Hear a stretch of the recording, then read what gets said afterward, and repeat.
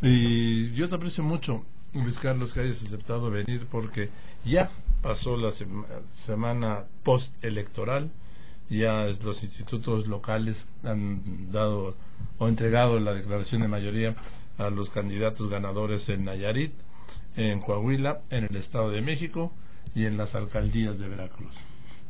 Pero veo que quitando Nayarit, no sé si porque tenga solo el 1% del padrón nacional de los votos, hay conflicto en el Estado de México y hay conflicto en Coahuila, algo que ha acercado, parece mentira, a Ricardo Anaya, presidente del PAN, y Andrés Manuel López Obrador de Morena. No solo eso, en ocasiones Ricardo Anaya y los panistas se ven más radicales que Andrés Manuel López Obrador. López Obrador está subiendo videos a Facebook, vaya, es bastante moderado respecto a otras ocasiones del pasado, sobre todo 2006. Sí.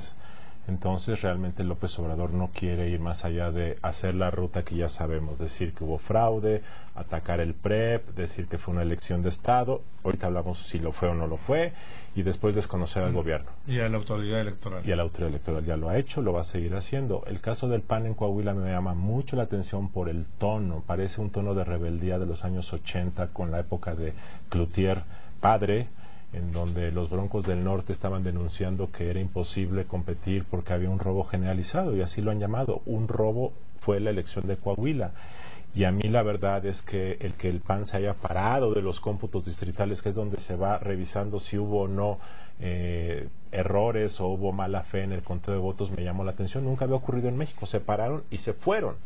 Entonces, yo lo que te digo, Joaquín, es que estamos en una repetición, es como la misma película, cambia la entidad, cambian los actores, y desafortunadamente no hemos dado un paso adelante y probablemente hayamos retrocedido un poco en estos últimos años. Y de repente parece que estamos en el 2006. Sí, estamos en el 2006. Yo todos los días tomo los periódicos y las redes sociales y son los mismos argumentos. El PREP, se sumaron votos. Mira, aquí algo típico, Joaquín. Aquí hay un acta de votación donde está tachado los votos de Morena y se suman al del Mazo. El PAN, había paquetes violados, se metieron en la noche por las ventanas y alteraron. En las redes sociales se argumenta de algoritmos, la gente no cree, la gente está enojada, salen científicos a decir que demostraron matemáticamente que se manipularon votos. Entonces es el mismo argumento, y algo que me preocupa es que la gente está más enojada, está más desesperada, la confianza en las instituciones electorales ha caído, y parece que todo esto es una gandalle, perdóname por usar la palabra, pero esa es la palabra que se usa en las redes sociales, es una gandalle del poder. Y a mí lo que me preocupa es que el deseo de cambio a través de la vía electoral entre muchos mexicanos ya no existe. Es un engaño, es la simulación de la mafia del poder, y eso me parece muy preocupante. Ahora yo te quisiera decir por qué está pasando esto. Está pasando porque me parece que así como yo creo que la limpieza en el conteo de votos se mantiene bastante sólido, es decir, una vez que el voto entra a la urna, hasta que se da a conocer el resultado final de votos, yo creo que ahí es un método íntegro, blindado. Pero lo que ocurre antes de que entre el voto a la urna, es decir, antes de que la gente entre a la casilla de votación, se ha deteriorado, es la verdad. ¿Qué se ha deteriorado, Joaquín? Se ha deteriorado el gasto en campañas, ha crecido mucho y se fondea de manera ilegal. Dos, ¿qué más ha cambiado? Que la política, el uso de programas sociales para clientelismo, que no sea necesariamente es ilegal, se ha cuadruplicado. Entonces el PRI en el gobierno federal en el Estado de México efectivamente creció sus programas de apoyo social, efectivamente fueron muchos secretarios de Estado, efectivamente repartieron bienes y dádivas en eventos públicos, pero lo hicieron hasta antes de que empezaran las campañas. Entonces, en un sentido estricto, pues no es ilegal, no es ilegal. Pero el hecho de que en todo el país, en todas las entidades, hayan multiplicado los programas sociales asistencialistas, dinero, tarjetas, apoyos, ha propiciado que muchos gobiernos multipliquen simplemente sus programas sociales para ganar votos. ¿Qué más ha cambiado? Pues el uso de la movilización electoral, que a veces no es ilegal. Si tú citas a tus amigos vecinos a desayunar tamales el domingo en la mañana y después de comer tamales te los llevas en taxis a votar sin forzarlos, sin darles dinero a cambio del voto, pues no es ilegal. Eso ocurre mucho y muchos partidos lo hacen. Ahora, también es cierto que existió el miedo. ¿Qué es el miedo? Joaquín, si no votas por nosotros te van a quitar el programa social. Y eso lo hacen los partidos, sí lo hacen cada vez más, sí lo hacen. Y la otra es dar dinero pensando que vas a votar por mí. Entonces, sí se ha deteriorado. Y ya hubo calumnias también en varias campañas, las hubo en 2016 en varias entidades. Entonces, sí ha habido un deterioro de las condiciones de competencia, sí, hay que decirlo. Pero lo que pasa es que en este momento a mí lo que me preocupa es que se están confundiendo dos cosas. Que hubo trampa en las urnas, que se cambiaron votos y se alteraron actas, que eso se llama fraude, y el otro que hubo una elección de Estado. Entonces se están revolviendo las dos cosas y ya no hay manera de distinguir qué es una y qué es otra. Y te voy a dar un ejemplo que es ilógico. López Obrador dice, ganamos en el Estado de México, pero a la vez dice que hubo elección de Estado, que se compraron votos. Entonces, si hubo elección de Estado y se compraron votos, entonces pues debe haber más votos del PRI porque se compraron los votos. Pero entonces él primero va y dice, yo gané las urnas, cuéntenme, anulen tales casillas, revisen y voto por voto. Y él está diciendo que efectivamente tiene más votos. Bueno, si tiene más votos en las urnas es que no hubo elección de Estado, ¿verdad? Pero después que le demuestran que en las urnas pues hay los votos que dicen las autoridades que hay, entonces va y dice, anule mal la elección. Entonces es un juego como doble. Primero, tengo más votos, no, pues no tienes más votos. Y luego, fue una elección de Estado, entonces los votos no son válidos. Esta mezcla de medias verdades y medias mentiras nos está haciendo mucho daño y hace que la gente esté confundida. Es una perversión electoral. Así es. Ahora, yo tengo claro, hasta donde alcanzo a leer y a ver, que Andrés Manuel López Obrador, desde el 5 de mayo, que lanzó el primero de los 5 ultimátums para que declinara Juan Cepeda a favor de Morena y Delfina Gómez, estaba viendo que no iba a ganar. Y lo confirma la declaración de ayer, donde rechaza cualquier alianza con el PRD. ¿Por qué recurre al PRD el 5 de mayo? Porque estaba viendo que no le daban las cuentas. Fue por un cálculo estrictamente electoral. Puede ser, efectivamente puede ser que mucha gente decía que no, en el fondo no quería ganar. La verdad es que yo no lo he visto con la enjundia que tuvo en otras ocasiones. De hecho ganó políticamente hablando, también yo creo que se vulneró a sí mismo porque otra vez es la misma cantaleta, pero efectivamente no sé exactamente qué significa. Yo te puedo decir que mucha gente en su equipo de campaña muy cercano sí creía que iban a ganar y genuinamente estaban apostando por ganar y genuinamente te daban argumentos que eran convincentes de por qué iban a ganar. Y mucha gente viendo las encuestas y pensando que el voto de la no respuesta de las encuestas probablemente era voto antisistema, mucha gente yo pensé que iba a ganar Morena. Yo pensé eso. Ahora tú ves en las encuestas de salida y ves que que hubo un 25-30% de gente que decidió su voto el día de la elección. Y la mayoría de los que decidieron su voto el día de la elección votaron por Del Mazo. Eso quiere decir que así como un voto útil que se fue a Delfina de muchos antipriistas de hueso colorado, ya sea del PRD o PAN, que al ver que Josefina o Cepeda no pueden ganar, dijeron voy con Delfina con tal de quitar al PRI. Yo creo que también en el último minuto hubo muchos panistas sobre todo que dijeron, caray, ahora sí viene en serio y Delfina sí puede ganar, y seguramente acabaron por apoyar al PRI. Entonces sí hubo un voto también táctico, porque se dice todos los que votan por el PRI son borregos, ¿no? Y todos los que votan por Morena son gente que quiere el cambio. Pues no necesariamente, ¿no? A mí me da la impresión siempre en las encuestas, estoy hablando con Luis Carlos Ugalde, es consejero presidente del IFE, actual director general de Integralia, que Luis Carlos, que así como históricamente en las encuestas se ha sobrevaluado al PRI, yo creo que aquí en esta del Estado de México también se sobrevaluó a Morena. Bueno, las encuestas te decían que hubo un crecimiento real, las encuestas te decían que 7 de cada 10 mexicanos querían el cambio, y si Delfina fue capaz de venderse como el cambio más que Josefina, uno supondría que ganaría algo, por cierto, semejante en Coahuila. Si quieres ahorita platicamos de eso. En Coahuila también 7 de cada 10 querían el cambio. Entonces uno veía eso, uno veía la penetración en redes sociales, uno veía que Delfina fue una muy buena candidata. Podemos discutir si podía haber sido una buena gobernadora. Ahora sí que lo hizo requete bien. Lo hizo muy bien, es una mujer empática, es una mujer que conecta bastante bien. Entonces, pues uno podría pensar. Ahora, tenemos que tomar en cuenta que en el caso del PRI tuvo una eficacia de organización electoral. Algunas de esas actividades ocurrieron antes con el apoyo masivo del gobierno federal, que ahora se discutirá si eso puede o no constituir actos ilegales.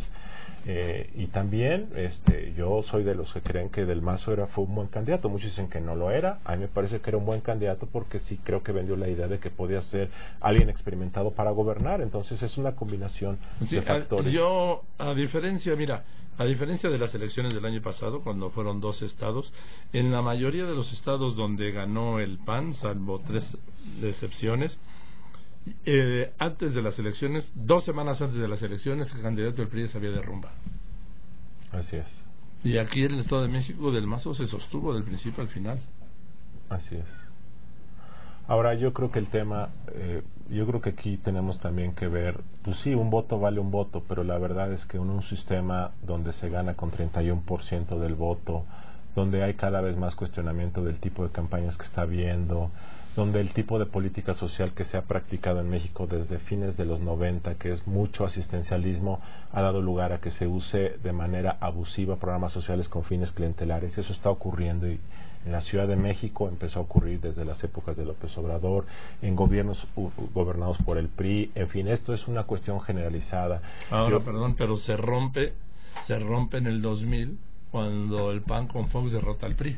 Se rompe porque, con todos los programas asistencialistas. Y se rompió el año pasado en Chiapas, en Chihuahua, y se rompió el año antepasado con el Bronco, aunque el Bronco podemos pensar que a lo mejor también hizo tácticas, pero cuando hay un deseo mayoritario de cambio, no importa lo que haga el gobierno o el partido del poder. No importa lo que den. Así es. Ahora, estoy hablando con Luis Carlos Ugalde. Voy a unos anuncios. Voy a poner unos anuncios y voy a regresar con el actual director general integral, ex consejero presidente en su momento del IFE, hoy del INE, y el tema vamos a pasar a Sinaloa, perdón, a Coahuila. ¿Qué es lo que pasó en Coahuila? Porque lo de Nayarit, pues la verdad que no tiene ningún encanto, ¿sí? Bien, estamos con Luis Carlos Ugalde, le decía, el actual director general integral, y fue consejero presidente del Instituto Federal Electoral. A ver, Luis Carlos, ya hablamos del Estado de México. En Sinaloa están pidiendo... En Coahuila, pero esto es con lo de Sinaloa. En Coahuila pidieron la anulación. Están pidiendo... Y a mí lo que me llama la atención, lo que mencionabas, y lo vi desde el momento, no entiendo que el PAN ordene a los panistas que se levanten del recuento, o del conteo, porque entonces... ¿Quién está contando? Y me parece que eso es un descuido, más que un descuido, es algo que reprochable, porque ellos son garantes del conteo.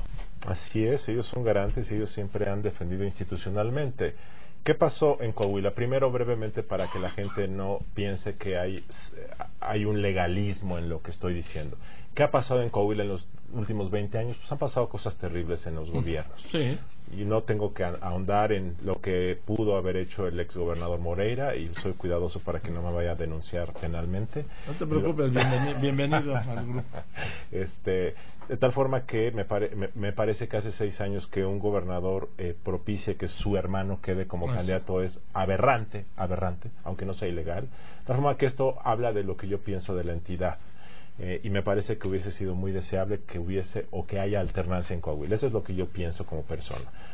¿Qué ocurrió? Que el PRI ha desarrollado en Coahuila una estructura muy poderosa electoral, que incluye movilización, que incluye tecnología, que incluye informática. ¿Y qué ocurrió en los últimos meses? Pues seguramente que el PRI con el gobierno del Estado lograron movilizar, lograron convencer, lograron forzar. Por supuesto, no tengo duda de que haya sido. Ahora, el PAN compitió y el PAN venía muy competido y también muchos pensaban que iba a ganar porque venía muy fuerte y porque todo el mundo quería el cambio. Ahora, llega el día de la votación y sucede que, a diferencia de lo que pensaba el PAN, tiene más votos el candidato del PRI, y con cosas que no gustaron, como un PREP que acabó el 72%, y otros errores que se pudieron haber cometido. El hecho es que en los cómputos distritales, que es donde están sentados todos los partidos y los representantes y los funcionarios del Instituto Electoral, un candidato que es el del PRI tiene más votos que el otro. Y antes de que se acaben de contar los votos, el PAN se para y dice que todo esto es un cochinero porque ya hubo violaciones sistemáticas a los paquetes, que entraron y los abrieron, que cambiaron votos y que por lo tanto lo que ocurra en ese recuento, cómputo distrital, ya no vale. ¿Puedo yo estar a favor de cuestionar lo primero que dije de la calidad de las elecciones, el piso disparejo, el abuso del poder público para favorecer un partido? Por supuesto que puedo estar a favor de eso, pero no puedo estar a favor de pensar que hubo una manipulación orquestada con el Instituto Electoral, el gobierno del Estado, los Moreira, para que se le ganara el PAN.